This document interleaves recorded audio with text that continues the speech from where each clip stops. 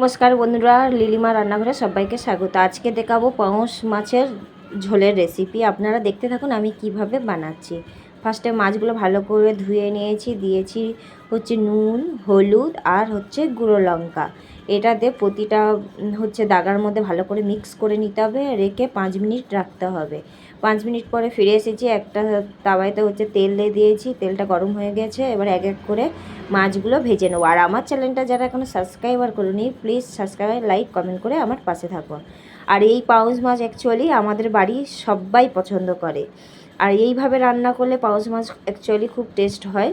আমি যেইভাবে রান্না করছি আপনারা এইভাবে একবার হলেও ঘরে বানিয়ে আপনারা দেখতে পারেন। এই যে এবারে মাছগুলো এক এক করে আমি হচ্ছে উল্টে দিচ্ছি। আর এই মাছটা হচ্ছে খুবই ফাটে তেলের মধ্যে দিলে, যেহেতু এর হচ্ছে মাছের ছালটা হচ্ছে তেল তেলে অতিরিক্ত ফাটে, ওই জন্য আস্তে আস্তে এটা উল্টোতে হবে।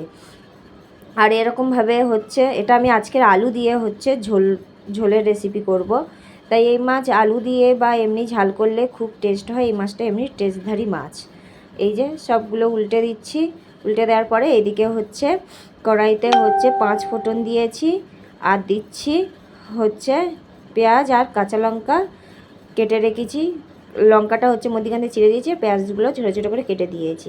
আর এরই সাথে হচ্ছে আমি আলুগুলো দিয়ে দেবো। পেঁয়াজের সাথে আলু দিয়ে একটু ভাজা ভাজা করলে কি হয়, আলুটাও ভাজা ভাজা হয়ে যায় আর পেঁয়াজটাও ভাজা ভাজা হয়ে যাবে, আর তরকারিতে টেস্ট আরও বেড়ে যায়। এইভাবে হয়ে গেছে। এবার দিয়ে দিচ্ছি একটা টমেটো লম্বা লম্বা করে 4 টুকরো করে দিয়েছি। আর দিচ্ছি হচ্ছে হলুদ গুঁড়ো আর হচ্ছে নুনটা কেন দেওয়া হচ্ছে এখন টমেটোর সাথে দিলে হচ্ছে টমেটোটা গলে যাবে।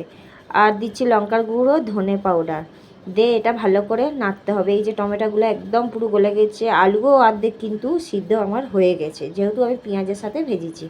এবারে ঝোল যে যতটা খাবে, এই তরকারিটা একটু মাখা মাখা হবে, ওই জন্য বেশি জল দেওয়ার দরকার নেই। এই যে খানিকটা জল দিয়েছি। এবারে আমি এটা ফুটতে দেবো। ওইদিকে আমার মাছ ভাজাটাও কমপ্লিট হয়ে গেছে। এই যে ঝোল ফুটতেছে, আর এই যে মাছগুলো দেখুন কত সুন্দর করে আমি ভেজেছি, একদম পুরো লাল করে এই ঝোলের মধ্যে দিয়ে দেবো। দিয়ে এবার একটু ঢেকে দেবো। ঢেকে দিলে তরকারির স্বাদটা আর একটু বেড়ে যায়। ঢেকে দেওয়ার পরে এই যে 2 মিনিট পরে আমি খুলে নিয়েছি, দেখুন কত সুন্দর কালার এসেছে, আর তরকারিটাও পুরো কমপ্লিট হয়ে গেছে।